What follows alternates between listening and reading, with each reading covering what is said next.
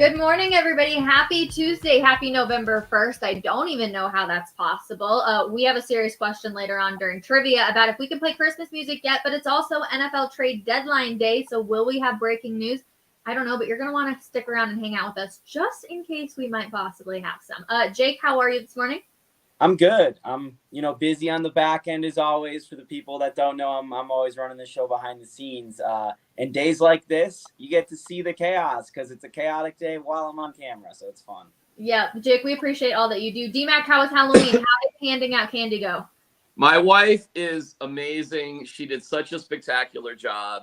She packaged all these nice little packages of relatively healthy treats for the kids.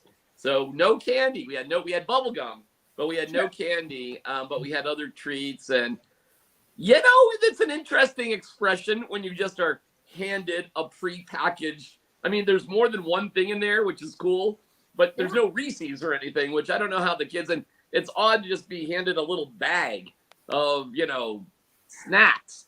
But and it was I made still things interesting. I made things interesting when I got home because I ordered a little DoorDash.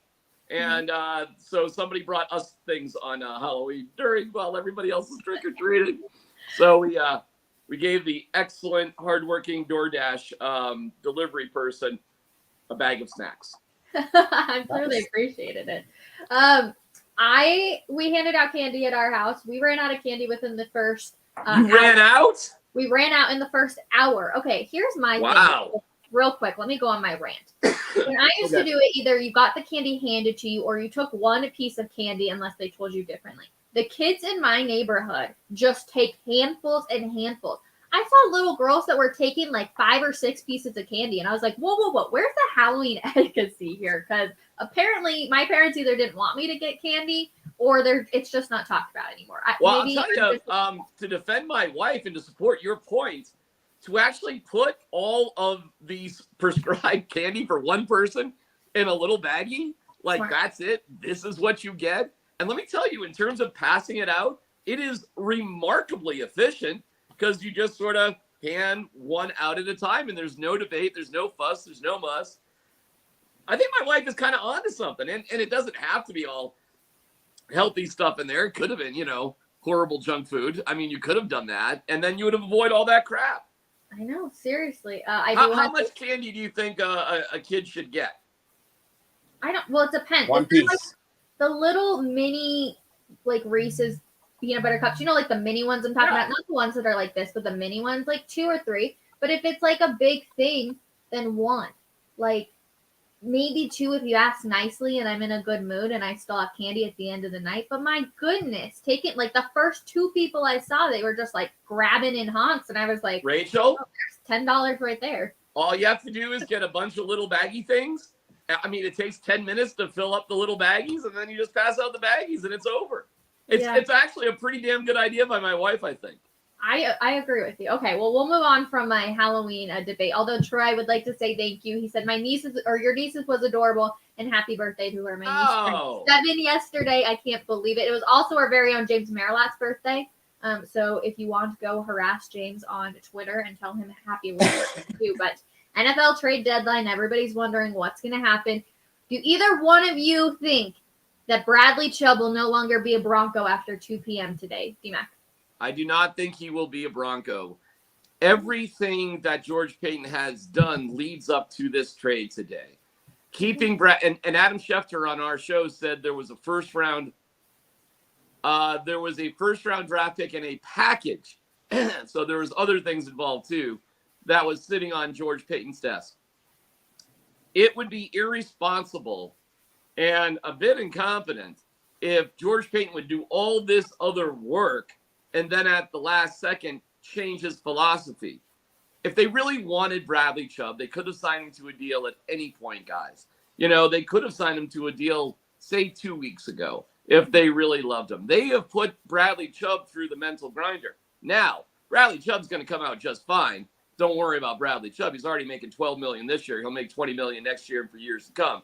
So no problems with Bradley Chubb. But still, it's a weird thing to have to go through when you realize the team that has your rights, that did draft you number 5, they just kind of like you. They don't love you. Yeah, I'm wondering what's taking so long for the Broncos to make a decision, because if there was a first round pick offered to the Broncos in a package, meaning maybe a conditional fourth, maybe a player, who knows? Why aren't they making that move? And DMAC, if they had decided to move him, again, why aren't they making that move? But if they're deciding to keep him, why not extend him? Are they auctioning him off? Are they waiting to try and see if there's a last second highest bidder? I don't know. That stuff kind of makes me nervous. If you know Bradley Chubb's value, which, a first round pick seems fair, I'm making that move. Well, George Paton has proved to be a couple of things. A bit overreactive sometimes, and also a bit indecisive at sometimes. So what's probably going on is they're realizing, guys, if we don't have Bradley Chubb this season, our odds at winning games goes down significantly, and it would, as the Bears' odds go down without Roquan Smith, as the Lions go down because there's a deal today with TJ Hawkinson within their division of Minnesota. I mean, your odds go down, but your odds go down when you realize and you accept the fact that this ain't the year. And I think for the Broncos, they seriously, with George Paton, really hem and haw. He's not a very decisive guy, except for the times that he kind of plows ahead. It's a weird dichotomy. Like, there doesn't seem to be a balance. It's either like, whoa, way rush all in sort of thing, or I don't know what I'm doing. I'm hemming and hawing. I'm hesitating. So that's what I if I had to guess, I think that's what's going on. But at the end of the day, how do you acquire Randy Gregory, draft Nick Benito, move Baron Brown into the outside, and back him up with Jonathan Cooper, which appears to be a really great draft pickup? Why would you do all that to keep Bradley Chubb? However, they could do it, guys. They've got the cap space to do it. They could do it. They don't have to move on if they don't want to. You can pay Bradley Chubb. It may come at the expense of Draymond Jones, but you could still do it. My question is, and we think this is a package, so is it a package of Bradley Chubb and somebody else with the Broncos, or is it a package with whoever the other team is going to be? Because I think that plays a lot into it too. Well, it's a fair question. I mean, it wasn't just the first and second round picks for Russell Wilson. It also included players. Yeah. You could see players packaged together. You could see, for example, say it's Chubb and Albert O, because the Broncos not only want a first, but they want a fourth or a fifth or something. These GMs use this scale, this points scale, to sort of assess what the value of their deals are. So, yeah, you could be right, Rachel. When you're talking about a package, it could be an assemblage of things, and that could explain the holdup. And maybe that's it too. Maybe they're just, they're really, it's a game of chicken, and they're staring at each other, and they're not hemming and hawing. They want to do the deal, but they're just trying to get the best out of it. But here we go, guys. I mean, what are we talking about? 3.5 hours, and we haven't had a deal done yet. Yeah, I mean, for no one either, too. It's just I think everybody in this room right now is expecting some sort of deal to be headed down, or at least more rumors. But at the same time, with George Paton, we had no idea about Russell Wilson. So I don't expect us to know about this trade until it's like the last second. Jake?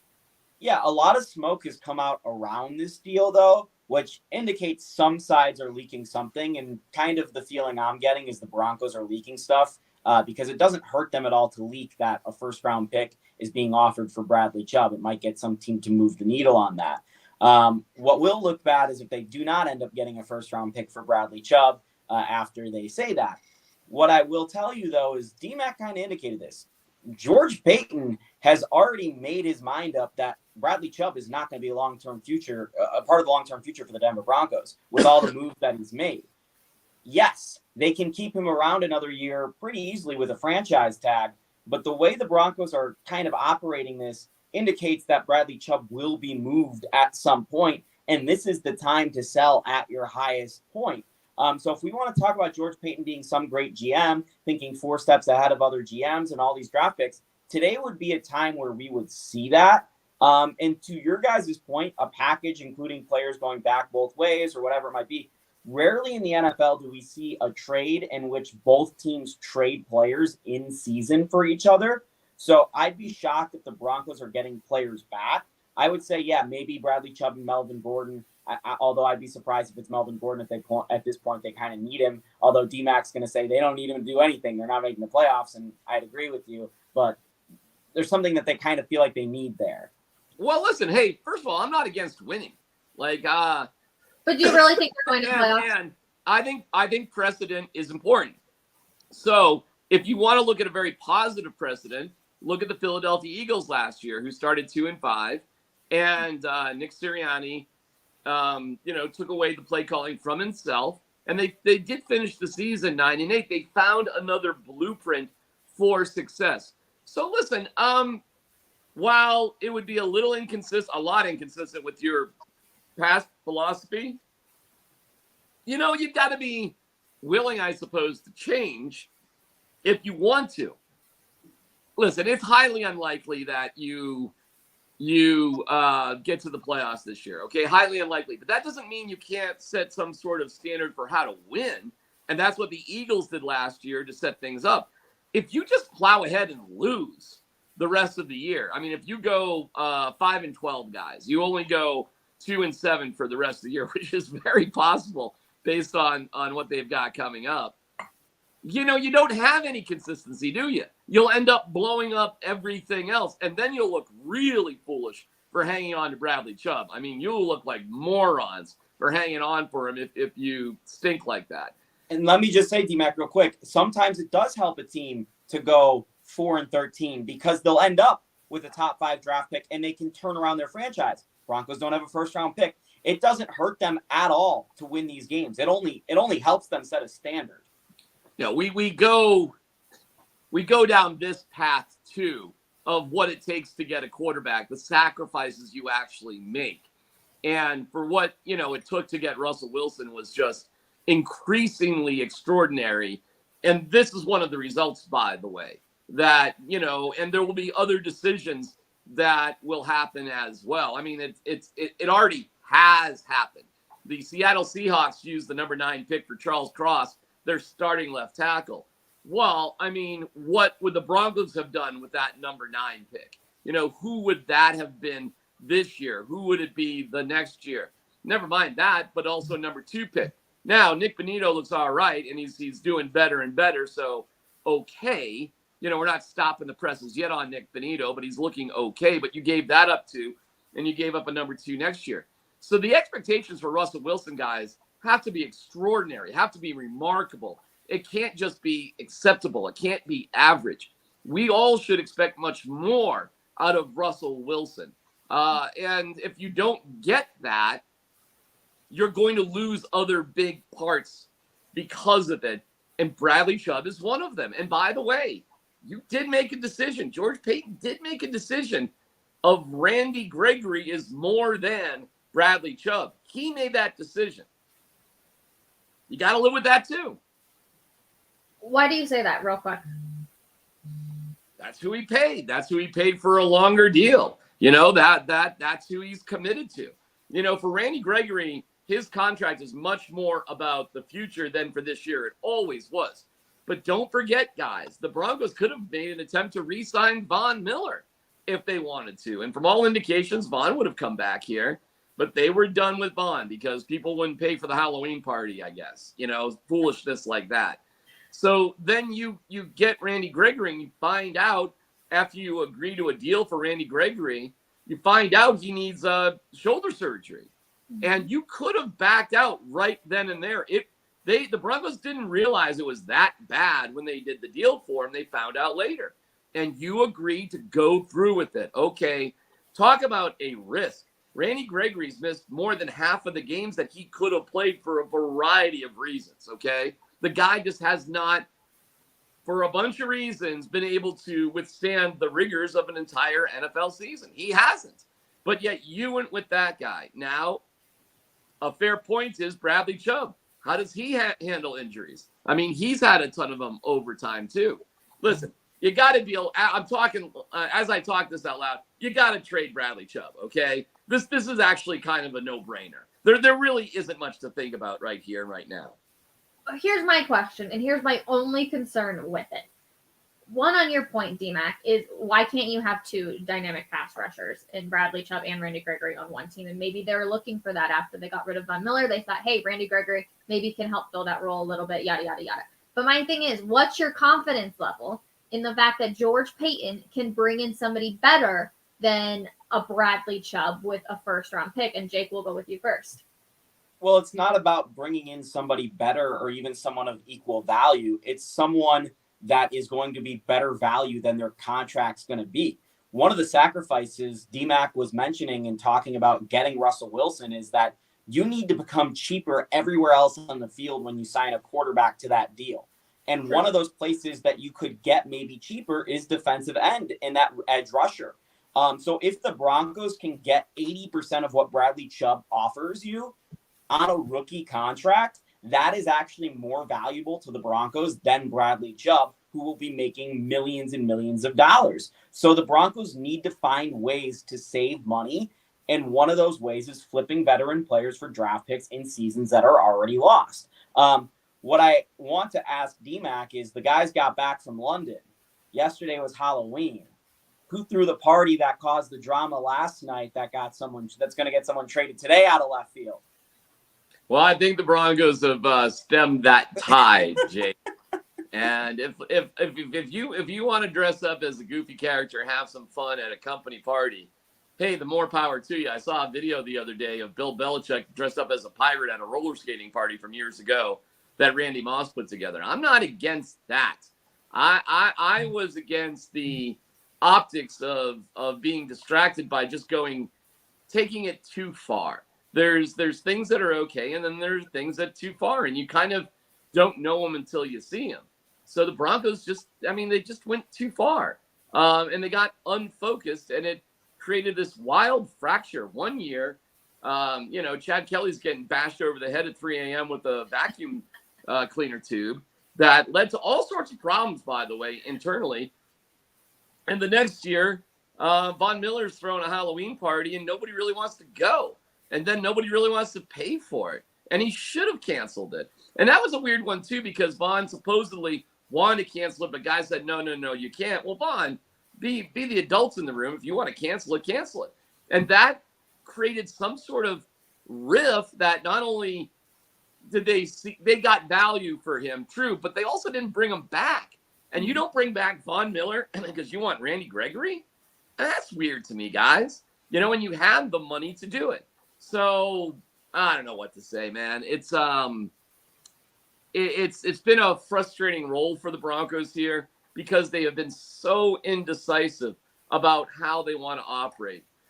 If I could urge anything for George Paton and the Broncos, it's seriously stick a lane and stay there. Don't vacillate when you don't need to. And this is nothing against Bradley Chubb, but you should be sellers this year for the betterment of the team. You don't have a first or second round draft pick right now. And that could be a starting right tackle. How about that? When was the last time they drafted a high ranking right tackle? And that is exactly what you can get if you're drafting, say, 23, 24, 25. Starting right tackles exist in that world. And that's probably where they should go. But you can't do it unless you deal Bradley Chubb. And let me just say, not only a first round offensive lineman would be huge, but let's say the Broncos somehow get a third round pick out of it too for maybe packaging a player because it's a package. Then all of a sudden you could get a pretty good running back coming out of college because we don't know what Javonte Williams will be coming off this injury. Correct. And clearly they don't have a second running back for the future right now. Yeah. Listen, first round, second round, third round guys are starters. You need good starters. One of the reasons people are saying, well, George Paton's so brilliant as a GM is look how many young guys are playing. Well, so many young guys are playing because you're hurt and you're bad. And that's why a lot of young guys are playing. It's not, if your young guys don't play and you're winning games, it's not that you're a bad GM. You built a good team. If young guys are playing left and right, it doesn't mean you're some sort of brilliant GM. So it's a bizarre contradiction. It's weird ground to stand on to say, look how amazing he is. Okay, real quick, I want to interrupt. While there's a lot of negativity around the Broncos and Halloween, there was one good thing that happened yesterday. Congratulations to Justin Simmons and his family on welcoming a baby boy into the family, too.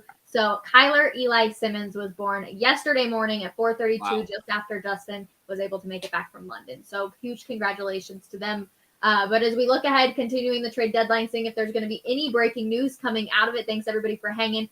We see Josh is his first coffee break hanging with us. Josh, thanks for hanging. And everybody else in the comments too. We love them. Keep them coming. But is Bradley Chubb better than Roquan Smith? Jake, yes or no answer only. You saw Roquan Smith get traded yesterday, and I'm just putting up the graphic and then getting back to my face real quick. It's the back end.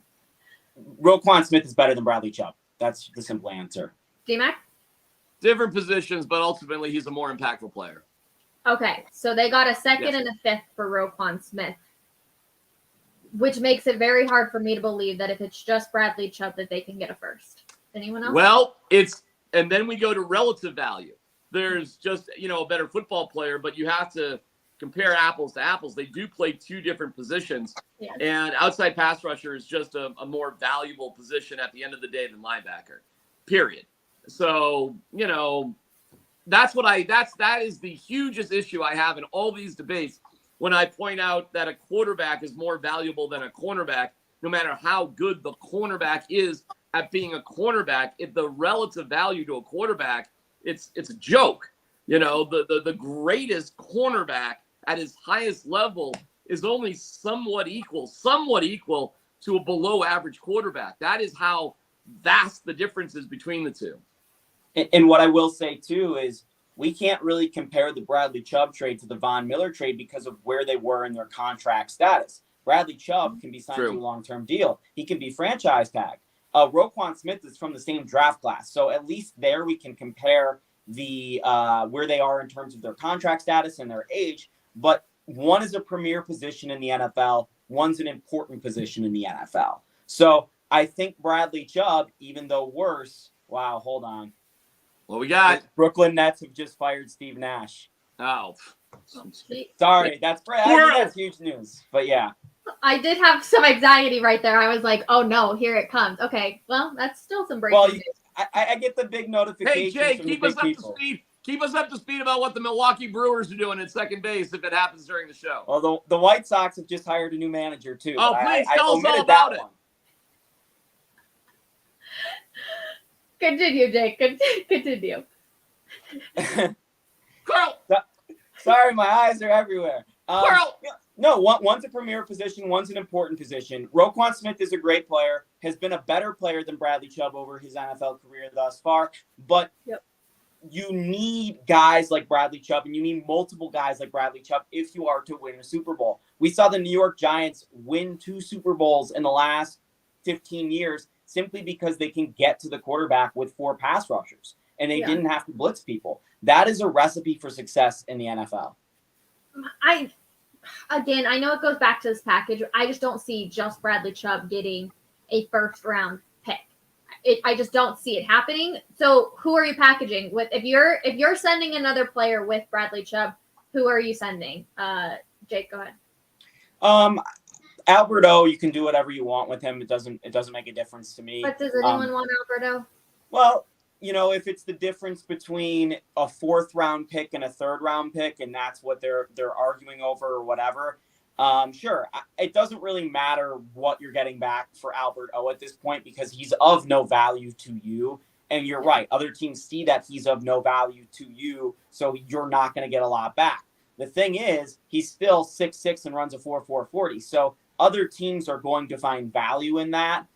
Maybe he could be more of a Mike Gesicki type where he's not really an inline blocking tight end, who, by the way, has been ousted from the Dolphins in importance this year because he doesn't fit their new scheme. So maybe there's a team that will run a similar scheme to last year's Dolphins who say, hey, we can turn Alberto into something, and maybe that's worth a 6th or 7th round pick.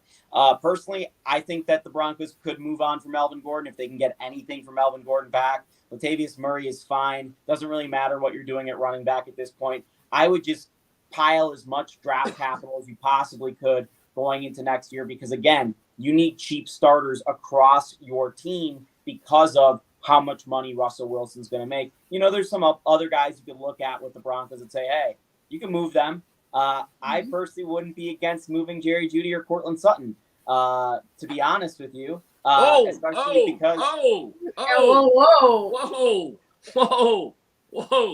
Mr. Tiny Dancer, hang on a second.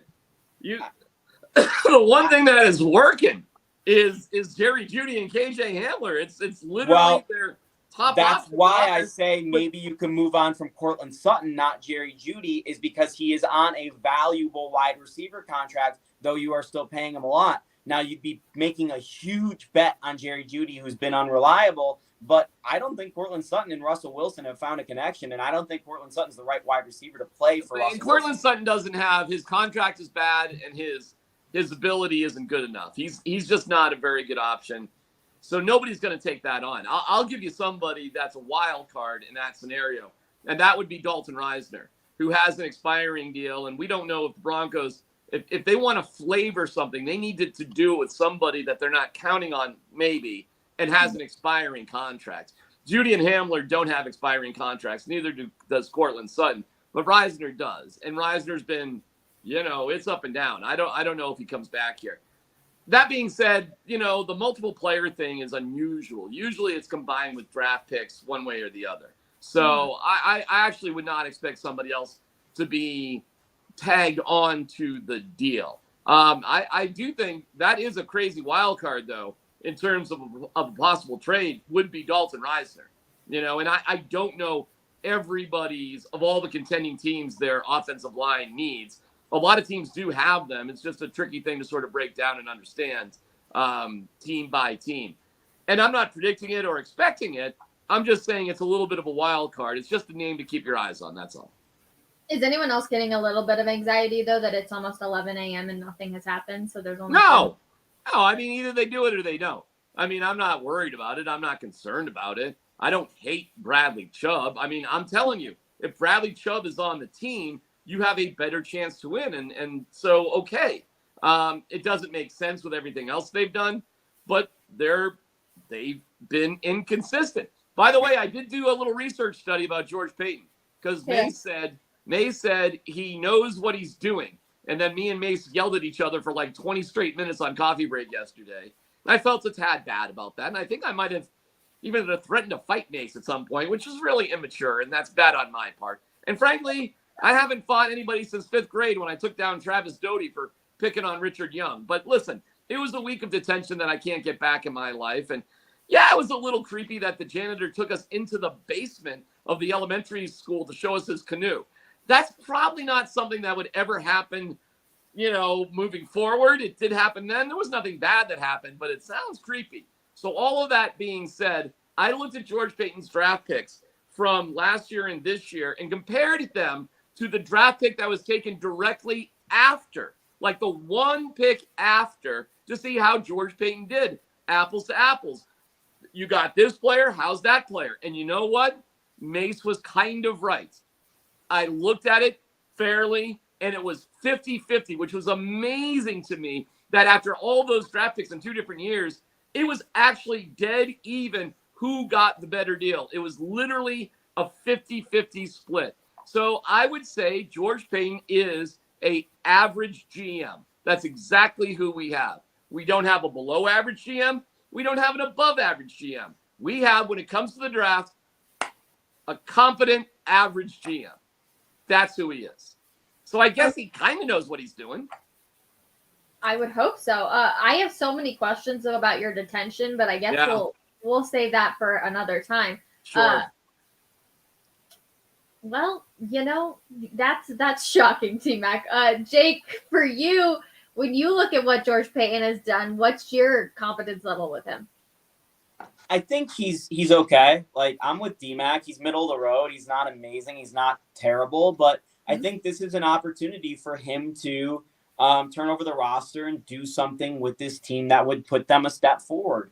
My problem with guys like George Paton and leadership in general, general managers, executives, and sports teams, is the lack of bravery, is the cowardice to make big moves. And you can't say that about George Paton and swinging for Russell Wilson.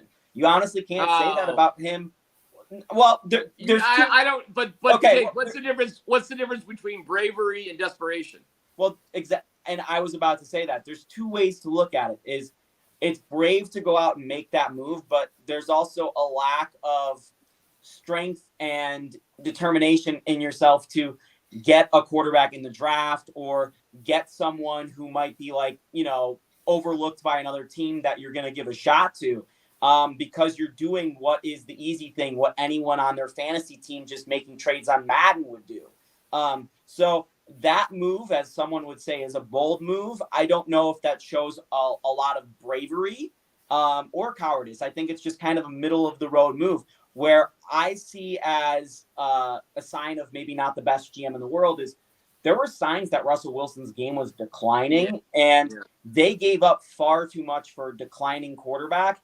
And again, I was with Mike Evans all along the way on this. Is I would have waited out just a little bit to sign him to the deal. I understand where you're coming from. We've gone through it a million times. No, you're right. You're right. You're doing a victory lap. You're right. No, I was wrong. Mike was right. I was wrong on that. And the other thing too is, we haven't seen really great trades from George Paton. We haven't seen the wheeling and dealing, and this is one of those opportunities. He's done some smart things with moving guys across the roster, like the Baron Browning position change was really smart. Randy Gregory looks like he could be a really good player if he's healthy, but again, the judgment is way too early on that. So I think it's really too early to judge aside from the draft. And today is one of those judgment days, and I want to see the Broncos roster turn over a little bit headed into next season. If they don't, I think it's a massive failure. Okay, wow. Well, people are agreeing. They definitely want Chubb to be out. We also had somebody who said, let me find the comments. Hold on. Something about getting rid of Alberto, Melvin Gordon to cut those guys, get rid of Chubb, Simmons. There were a couple names in there. Simmons. Yeah, I know. Simmons just kind of popped out of nowhere. Yikes. Yeah, someone guy just had a baby. You want to get rid of him? That's awful. Can we consider Justin Simmons as worthy of a trade? Question mark is another one. By the way, hey, you can we give some props? So Justin Simmons makes a season-changing play. I mean, one of the most clutch plays that you'll see. What an interception. And he's about to have a kid? Like, that's got to be on his mind. And when he was in the plane, his wife probably went into labor, if not earlier. Can you imagine? Well, unless it was for our two kids, we planned it out a little bit because you can, science, you can sort of do that. So maybe it was sort of like that. But that being said, obviously, that's a lot of stress for to be so far away. So, geez, Justin Simmons and his wife, and as the mom of that family, goodness gracious, they did it. I mean, that must have been a little bit stressful for all of them. And not only did they do it, but they did it with flying colors. So some people just do better at life than others. I don't know what to say. Some people are just better. So maybe that's why he got that taunting call. He was a little fired up because he knew he was about it. Well, hey, you get it. I mean, I get it. He was a little stressed out. He had a lot going on. I agree. And it kind of just lends it, honestly, D-Mac, is we never really know what's going on in any of these guys' lives. We have no clue. Not like that. That is an extremely stressful sort of situation. Yeah. And good for Justin for handling it so well. Yeah. And his wife, of course. Okay. Well, it's time for trivia. I was hoping we were going to have some breaking news. It definitely could still happen. Yep.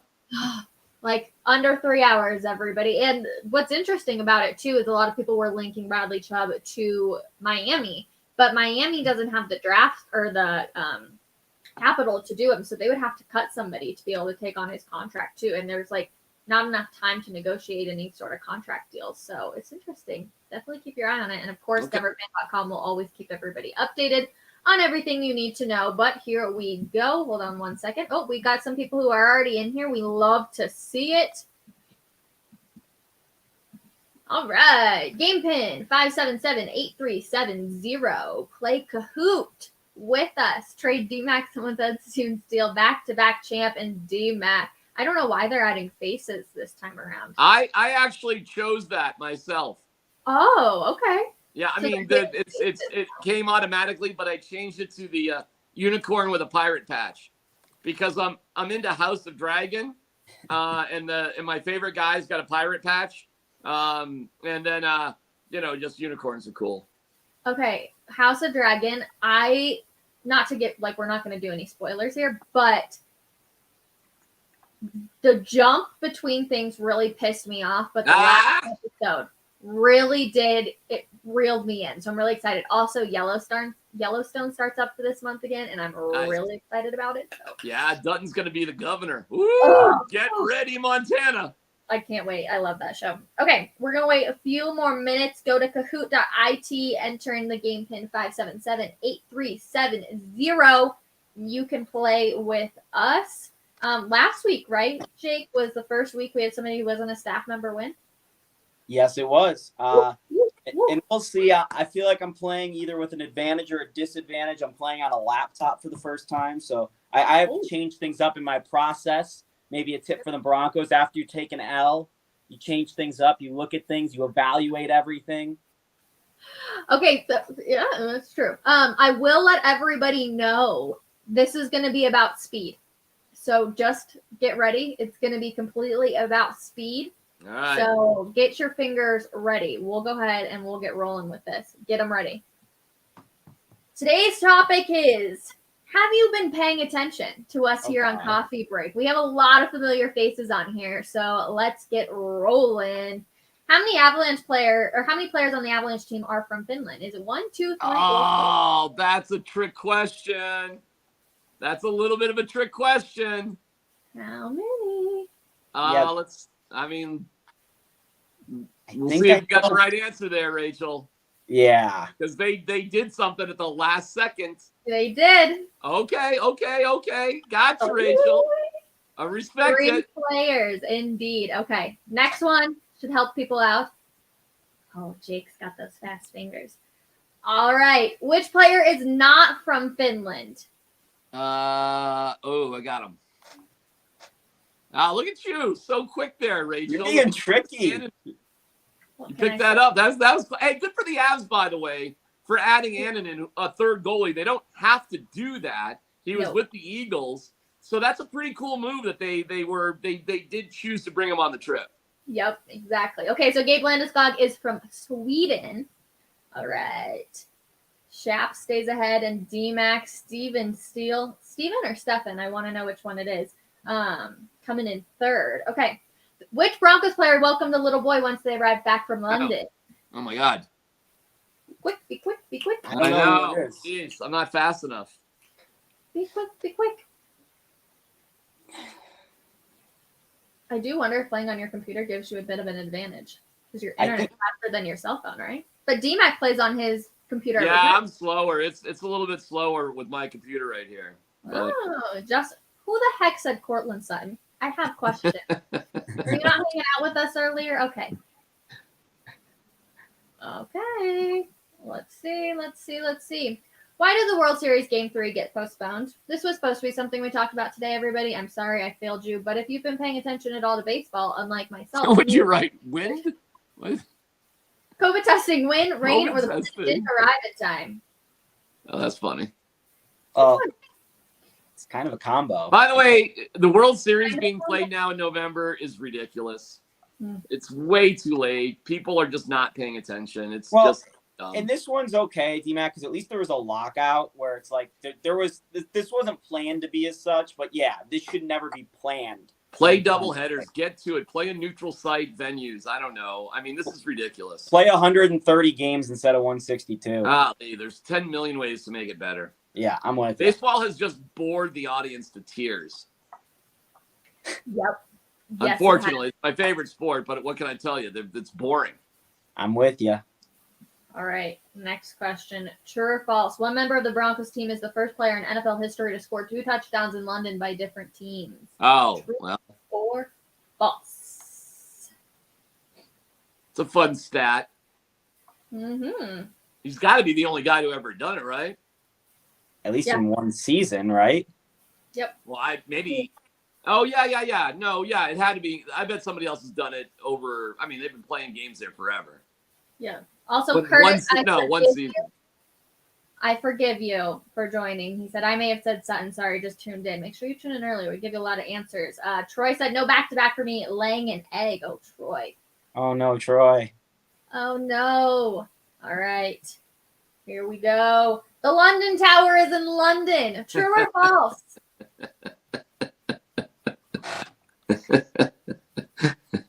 It's interesting because there is like a tower in London that, but you're asking about the London Tower.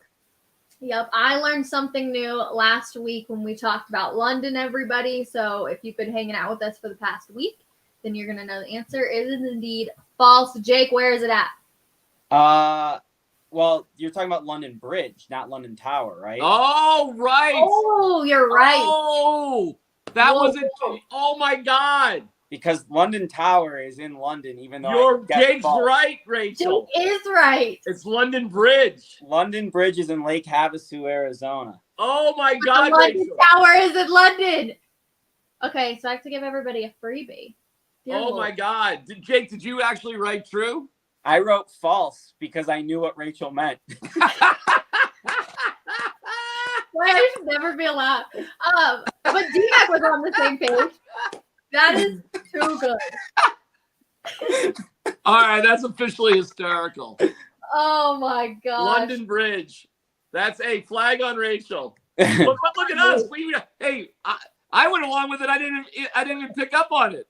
Hey man, the funny part too is I was like trying to see if she threw me a curveball because London proper is actually different from the city of London. It's two different entities. There's a city within the city. And I was like, well, London Tower is within the city. So it's technically not in London itself. It's in the city of London. So I thought she was throwing a geographic curveball. Oh my God. No. So the real thing with trivia is you got to think like Rachel. Yeah. That's what I've learned. Or Rachel just needs to, think of what the hell she's actually talking about. Oh my God. That was so funny. Oh, well, Rachel, you got me. I was right there with you. D-Mac and I are on the same page. All right, so this one's a little messed up then. Okay. Well, so I take the lead for being an idiot. I love it. The London Tower is in London. The London but it Bridge, pays to be everyone. stupid. It pays to be dumb. We're just gonna cancel D-Mac's answer out right there. No.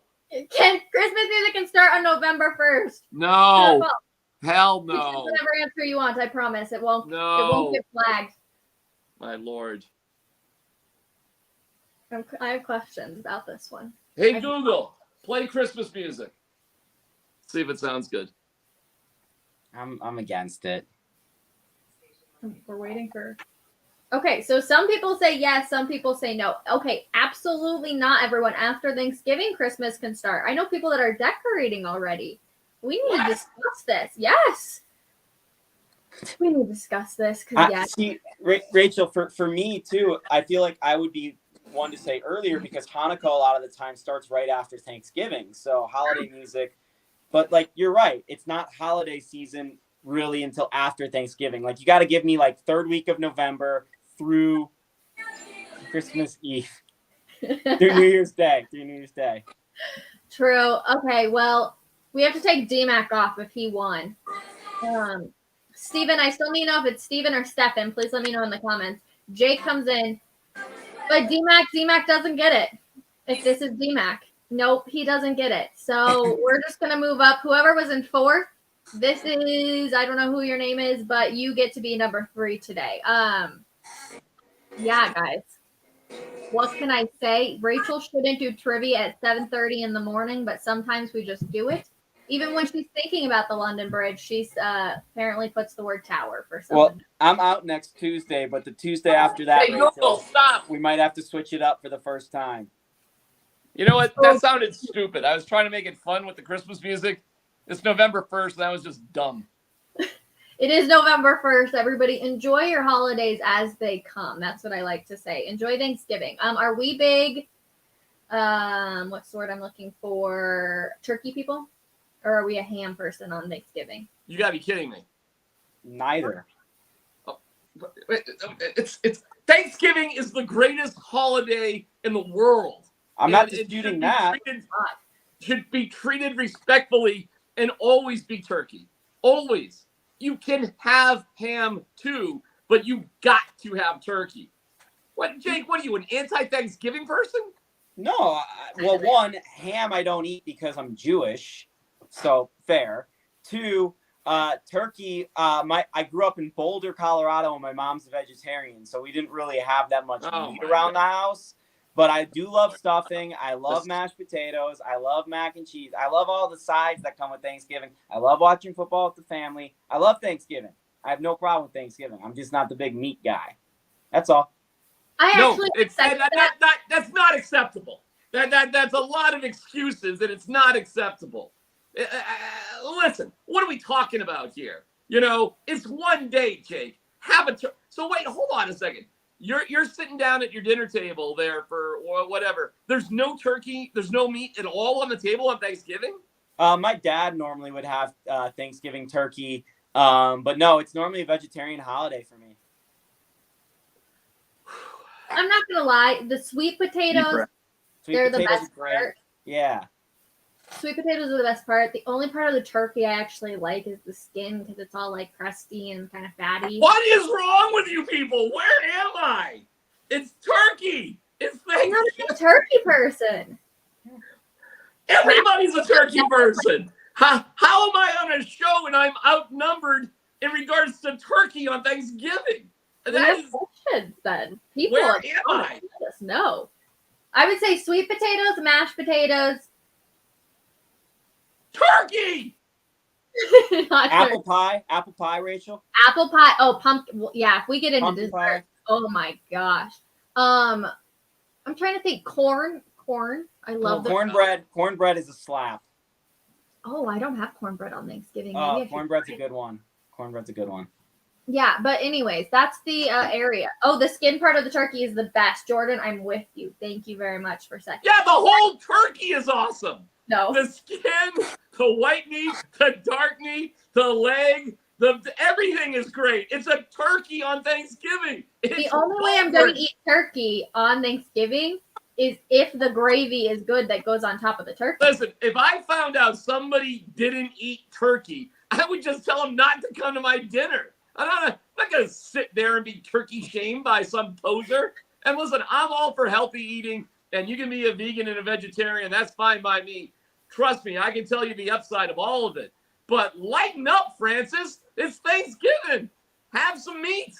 D-Mac, will this upset you or make you feel better? The family I'm marrying into, for their Thanksgiving, they like to do steak. Oh, my Lord. On Thanksgiving? I'm intrigued. I'm not. Listen, sometimes in life, people try a little too hard to be different. All right? I'm all for individuality and free thinking. But you got to be kidding me. Jake, you seem like a nice person, and I'm sure your wife and her family are swell people. Please do not invite me to any social engagements with any of you ever for whatever reason. If we happen to run into each other, fine. But I don't need that in my life. One less wedding invite. It's good. No problem. Don't worry about me. I'm good. I just did you a big favor. It's all good. Happy life. A life without turkey at Thanksgiving. What do you eat for Christmas? What do you eat for Christmas? Who, me? Yeah. Oh, well, that's a tricky conversation, Rachel. Let's just say I go skiing on Christmas. Okay. So you don't eat? You go on a 24-hour fast? We're not particular about Christmas. We don't. Okay. Listen. But we are particular about our turkey on Thanksgiving. Christmas can be anything. Christmas can be anything. Rosh Hashanah can be anything. Those can be anything. Did I get that right, Jake? Is it Rosh Hashanah? Well, that's one of the big ones, yeah. So you're no. But what's oh my God, Hanukkah? Hanukkah?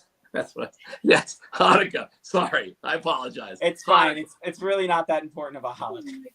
Troy, no. See, here's the thing. Like, so Hanukkah's great. Like, really great. It's fun to be around with your family, stuff like that. But a lot of the culture in America, obviously, is for Christmas and stuff going on around Christmas. So a lot of the Jewish leaders made Hanukkah more important of a holiday so that Jewish people could feel, the same kind of love people get on Christmas. But in terms of importance in the religion, Hanukkah is not as important as some of the other holidays. I got to admit, I do not remember a specific meal we've ever had on Christmas. I know ham is kind of traditional, but I'm not even joking. We always went skiing, even when I was a kid. we would always be skiing. We would either go up to the mountains, and we go to the mountains now. So it's so funny when it comes to Christmas for our family, we just kind of, I don't know, we eat whatever we eat because we're always skiing. Funny is no matter what, even when I go with my boyfriend's family now, I always have crab legs on Christmas. Oh, no matter what. I'm the only person who eats them, and I always have crab legs. That sounds amazing. I fully support it and think that's wonderful. Now eat turkey on Thanksgiving. Hey, by the way, what am I saying? I'm in a house right now that didn't give away candy on Halloween. So really, who the hell am I? I don't know. Troy said in the comments, any breaking news, ? Troy, we're talking about ham and Thanksgiving foods. There's no breaking news, my friends. Stay tuned to denverfan.com. We will, of course, keep you updated on absolutely anything that comes out regarding any trade involving the Broncos. That's going to do it for today's episode. Jake, D-Mac, Rachel, all hanging with you. Thank you so much. And we'll see everybody tomorrow morning, 10:30 a.m. Bye, everybody.